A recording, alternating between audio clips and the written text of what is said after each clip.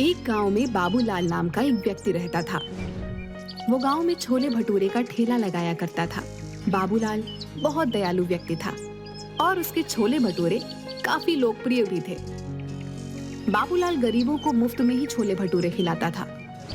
बाबूलाल की पत्नी निर्मला हर बार की तरह आज भी शाम को बाबूलाल से झगड़ा कर रही थी। अजी, मैं आपको समझा समझा कर तंग आ चुकी हूँ, लेकिन आप हो कि मेरी बात एक भी नहीं सुनते।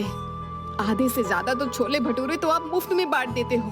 अगर ऐसा ही हाल रहा तो वो दिन दूर नहीं कि जब हमें कटोरा लेकर घर घर जाकर भीख मांगना पड़ेगा। मैंने तुमसे कितनी बार कहा है अनीता, रोज रोज मुझसे झगड़ा मत किया करो। तभी बाबूलाल के घर पर उसका दोस्त गज्जू अपनी पत्नी आशा के साथ आ गया। अरे बाबूलाल भाई, कैसे हो? सुना है कल मोहनलाल तुमसे बड़ी अकड़ में बात कर रहा था। बोल रहा था कि तुमने उसे 1 महीने से पैसे नहीं दिए। अगर कुछ दिनों में तुमने उसके पैसे नहीं चुकाए तो वो तुम्हारा ठेला भी जब्त कर लेगा और मारेगा अलग से। भाई साहब, आप तो इनके दोस्त हैं, आप ही क्यों नहीं समझाते इन्हें कुछ? मैं तो समझा समझा कर तंग आ चुकी हूँ। अरे भाभी, मैं इस बेवकूफ को कई बार समझा चुका हूँ, लेकिन इसके सर पर लोगों की मदद करने का भूत चढ़ा हुआ है। कहीं किसी दिन ऐसा ना हो जाए कि इसे मदद की जरूरत ना पड़ जाए।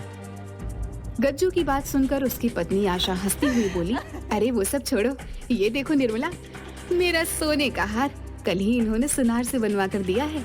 ये तो बहुत महंगा वाला हार लगता है। अरे महंगा वाला क्यों नहीं होगा, पूरे 5 तोले का है। निर्मला आशा के हार को हाथ लगाकर देखने लगी। तभी अचानक आशा पीछे हट गई। बुरा मत मानना निर्मला, कल ही खरीदा है और तुम्हारे हाथ भी गंदे हैं। तुम्हारे हाथ लगाने से कहीं ये काला ना हो जाए। अच्छा, मैं तुम्हें यही हार दिखाने के लिए यहाँ पर आई थी। अब हम चलते हैं। आशा और गुज्जू वहाँ से चले गए और निर्मला गुस्से में सोने चली गई। अगले दिन बाबूलाल अपने छोले भटूरे का ठेला लेकर बाजार में चला गया।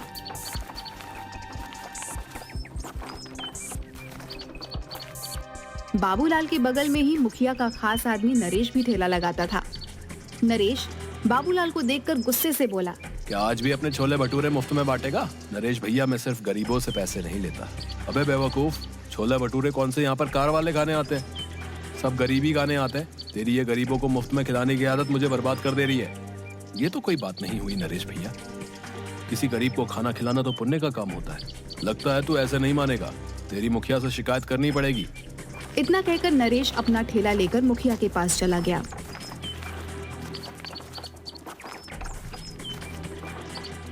नरेश को गुस्से में देखकर मुखिया बोला, क्या बात है नरेश, आज इतने गुस्से में क्यों है? मुखिया जी, वो बाबूलाल मेरे ही बगल में ठेला लगाकर लोगों को मुफ्त में खाना खिला देता है।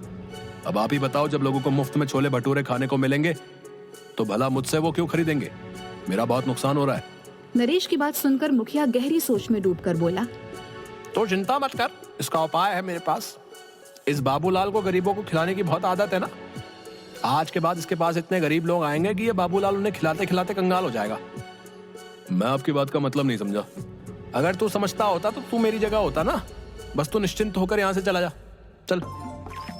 नरेश वहां से चला गया।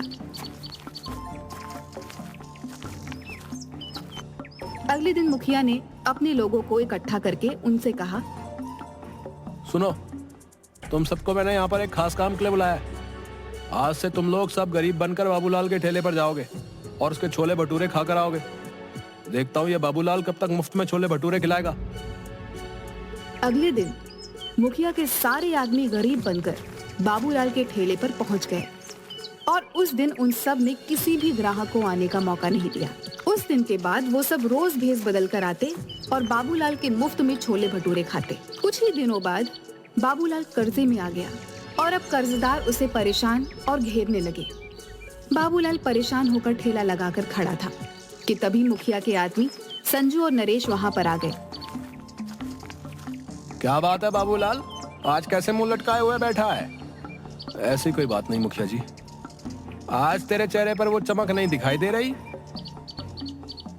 अरे चमक कहाँ से दिखाई देगी मुखिया जी? बाबूलाल भैया को गरीबों को मुफ्त में छोले भटूरे खिलाने का बहुत शौक चढ़ा था, लेकिन अब तो इनके खुद के भूखे मरने के दिन आ गए। ऐसा कुछ नहीं है संजू भैया। अगर ऐसा नहीं है तो फिर तेरा मुंह क्यों लटका हुआ है? संजू सही कह रहा मुखिया जी।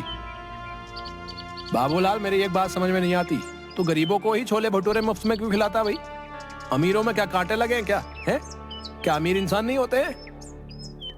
किसी भूखे को खिलाना तो बड़ा पुण्य का काम होता है मुखिया जी, और किसी का कर्जा न चुकाना भी तो बड़ा पाप का काम होता है बाबूलाल। मैं आपकी बात का मतलब नहीं समझा। तू अच्छी तरह से समझ रहा है कि मैं क्या कहना चाहता हूं। आज ही मेरे पास सीताराम और मोहनलाल तेरी शिकायत लेकर आए थे और बोल रहे थे काफी दिनों से तूने उनके पैसे नहीं दिए। मैं उनके पैसे जल्द लौटा दूंगा मुखिया जी। अगर 3 दिन के अंदर अंदर तूने उन दोनों के पैसे नहीं चुकाए ना, तो गांव में पंचायत बैठाकर उन दोनों से 25-25 चप्पलें हर्जाने बतौर तेरे सर पर पड़वाऊंगा, ढोंगी कहीं का। इतना कहकर मुखिया वहां से चला गया और वहां मौजूद सभी लोग बाबूलाल को देखकर हंसने लगे। अब तुझे पता चलेगा बाबूलाल कि तूने मुखिया का और मेरा बहुत नुकसान करवाया है। शायद तू जानता नहीं था कि जो मैं छोले भटूरे का ठेला लगाता था ना, इसमें मुखिया का ही पैसा मिला हुआ था। मुखिया अपना नुकसान का एक एक पैसा तुझसे वसूल लेगा। तेरे सर पर चप्पल ना पड़वा दी तो फिर कहना। नरेश सही कह रहा बाबूलाल, तू तो बड़ी मुसीबत में फंस गया भाई। अब 3 दिन में पैसे कहां से ला कर देगा? बाबूलाल ने उन दोनों की बात का कोई जवाब नहीं दिया। वह चुपचाप खड़ा रहा। रात में बाबूलाल जैसे ही अपने घर में घुसा, उसकी पत्नी ने उसे देखकर चिल्लाना शुरू कर दिया। आ गए सच्चाई के देवता, तुम्हारे पीछे गांव का मुखिया आया था। तुम्हें पता है कितना जलील करके गया है, मुझे और तुम्हें कितनी गालियां देकर गया है। पता है मुझे, गांव के मुखिया ने मुझे भी सरे बाजार में बेइज्जत करने में कोई कसर नहीं छोड़ी। मेरी तो ये सोच सोच के हालत खराब हुई जा रही है कि 3 दिन के अंदर पैसों का इंतजाम कहां से करूंगा। अब यही दिन देखना बाकी रह गया था। ले देकर हमारे पास यही एक रहने का घर था, पर अब तो मुझे ये भी बिकता हुआ नजर आ रहा है। जाओ इस मकान को भी बेचकर गरीबों और भूखमरों को मुफ्त में खिला देना। इतना कहकर निर्मला पैर पटकती हुई कमरे में चली गई और बाबूलाल पूरी रात नहीं सोया। अगले दिन बाबूलाल फिर से ठेला लेकर गांव की ओर चल दिया। बाबूलाल आज बहुत उदास था। वह अपना ठेला एक बरगद के पेड़ के पास खड़ा करके रोने लगा। हे भगवान, मैंने सुना था कि तू हमेशा दयालु लोगों की मदद करता है। मैंने तो गरीबों को मुफ्त में छोले भटूरे खिलाकर पुण्य का काम किया था, और इसके बदले मुझे क्या मिला? गांव का मुखिया सरेआम मेरी बेइज्जती करके चला गया। अगर 3 दिन के अंदर मैंने सीताराम और मोहनलाल के पैसे नहीं दिए तो बीच पंचायत में मुखिया मुझे चप्पल पड़वाएगा। मेरी क्या इज्जत रह जाएगी। अब मैं किसी भी गरीब को मुफ्त में नहीं खिलाऊंगा। मुझे माफ कर देना भगवान, मेरे पास इसके अलावा और कोई चारा नहीं। कुछ देर बाद बाबूलाल गांव में जाकर ठेला लेकर आ गया, मगर आज उसने किसी को मुफ्त में नहीं खिलाया। कुछ देर बाद एक बूढ़े पति पत्नी उसके पास आकर खड़े हो गए। हमने सुना है बेटा कि तुम गरीबों को मुफ्त में खिलाते हो। हम पति पत्नी 3 दिन से भूखे हैं। भूख से हमारी हालत खराब है। क्या तुम हम दोनों को छोले भटूरे खिला सकते हो? हमारे पास पैसे नहीं हैं। माफ करो बाबा, आज मैं किसी को मुफ्त में नहीं खिला रहा। बाबूलाल की बात सुनकर वहां पर खड़े हुए लोग बाबूलाल को देखकर हंसने लगे। ठीक है बेटा, जैसी तुम्हारी मर्जी। मैं तो किसी भी प्रकार से भूखा रह लेता हूँ, लेकिन ये मेरी पत्नी कुछ दिनों से बीमार भी चल रही है। तुम ऐसे ही कुछ खिला दो। मेरी मजबूरी समझो बाबा, मुझसे किसी को भूखा नहीं देखा जाता, लेकिन आज मैं बहुत मजबूर हूँ। अगर आज भी मैंने मुफ्त में खिला दिया तो मेरी बहुत ज्यादा बदनामी और बेइज्जती हो जाएगी। मेरे पास पैसे तो नहीं है बेटा, लेकिन हाँ, कुछ मिट्टी के कंकड़ पड़े हुए हैं। तुम उन मिट्टी के कंकड़ों के बदले मुझे और मेरी पत्नी को छोले भटूरे खिला सकते हो। बाबा, मैं भला मिट्टी के कंकड़ों का क्या करूंगा? मुझे पैसों की जरूरत है। गरीब की दी हुई कोई भी चीज बेकार नहीं होती बेटा। एक ना एक दिन वो काम जरूर आती है। उपहार समझ कर रख लेना। बाबूलाल को उस बुजुर्ग पर बहुत ज्यादा तरस आया। ठीक है बाबा, लाओ उन मिट्टी के कंकड़ों को, तो मैं तुम्हारा आशीर्वाद समझ कर रख लेता हूँ। तुम दोनों जितना खा सकते हो उतना खा लो। उस बूढ़े ने एक पोटली बाबूलाल के हाथों में थमा दी। बाबूलाल ने देखा उसमें मिट्टी के कंकड़ रखे हुए थे। बाबूलाल दोनों पति पत्नी के लिए गर्मा गर्म छोले भटूरे बनाने लगा।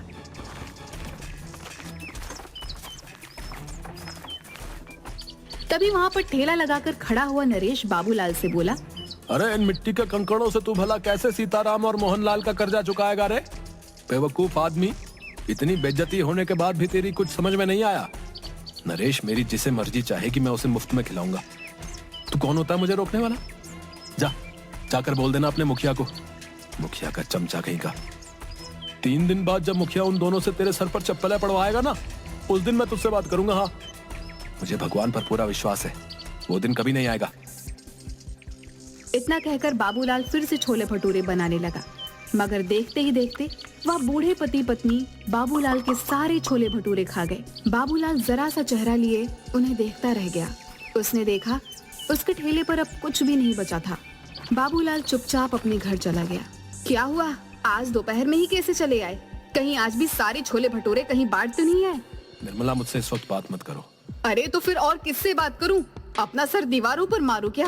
मेरी तो सोच सोच के हालत खराब होते जा रही है कि 2 दिन बाद क्या होगा। वैसे तुम कभी शाम से पहले घर नहीं आते, आज क्या हुआ? बाबूलाल ने अपनी पत्नी को सारी घटना बता दी।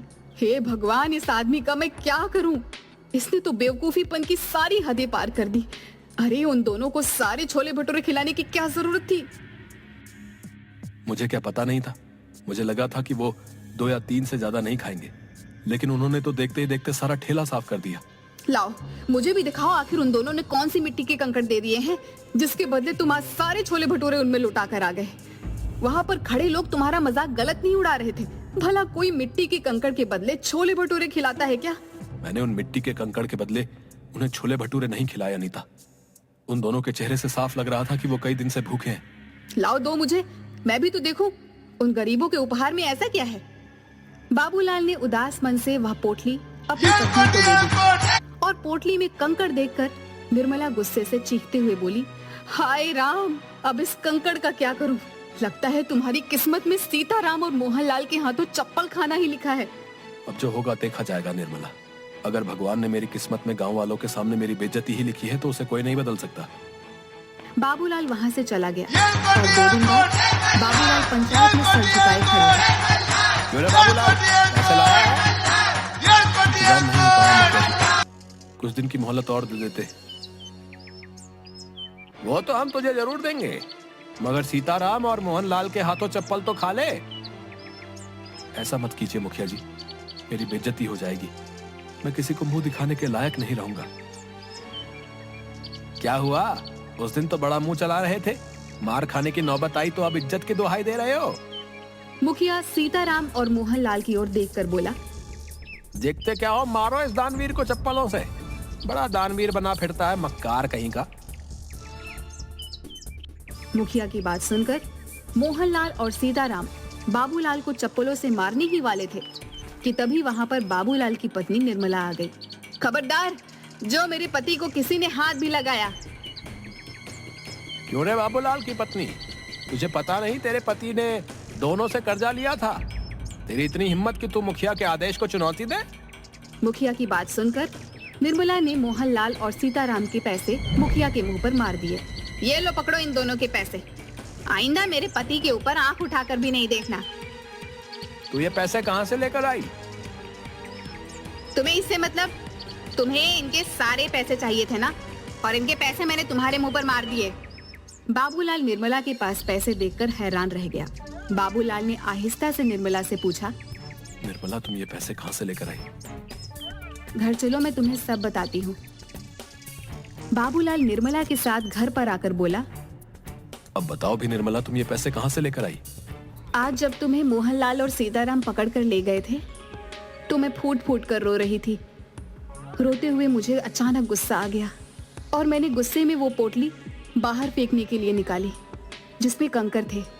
मगर जैसे ही उस पोटली में से कंकड़ फेंके तो उसमें से कंकड़ नहीं बल्कि बेशकीमती हीरे निकले। मैं तुरंत एक हीरा गिरवी रखकर पैसे ले आई और मुखिया के मुंह पर मार दिए।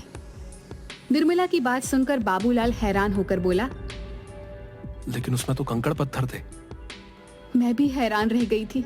बहुत सोचने के बाद मुझे एहसास हुआ कि शायद वो दोनों बूढ़े पति पत्नी कोई मायावी लोग थे जो तुम्हारी मदद करने आए थे। निर्मला ने इतना कहा ही था कि तभी दरवाजे पर दस्तक हुई। निर्मला उन हीरो को देखने में खोई हुई थी। बाबूलाल ने जाकर दरवाजा खोल दिया। दरवाजे के बाहर वही बूढ़े पति पत्नी थे जो बाबूलाल की ओर देखकर मुस्कुरा रहे थे। आप दोनों कौन हैं? हम दोनों देव हैं। 2 दिन पहले तुम जिस बरगद के पेड़ के नीचे खड़े होकर भगवान से बातें कर रहे थे, हम दोनों तुम्हारी बातें सुन रहे थे। हमें लगा कि तुम्हारी मदद करनी चाहिए। मैं आप दोनों का कैसे शुक्रिया अदा करूं? अगर तुम्हें हमारा शुक्रिया अदा करना है तो एक बात ध्यान रखना, इन हीरो को बेचने के बाद तुम बहुत ज्यादा अमीर हो जाओगे, लेकिन कभी भी गरीबों को खाना खिलाना मत भूलना। चाहे कितनी भी अड़चने आए, चाहे कितनी भी परेशानियां आए, याद रखना भगवान उस व्यक्ति को बहुत ज्यादा पसंद करता है जिसके दिल में दूसरों के लिए दर्द होता है। इतना कहकर वो दोनों बूढ़े पति पत्नी वहां से गायब हो गए। उस दिन के बाद बाबूलाल देखते ही देखते बेहद अमीर हो गया, लेकिन वो आज भी गरीबों को मुफ्त में छोले भटूरे खिलाता है।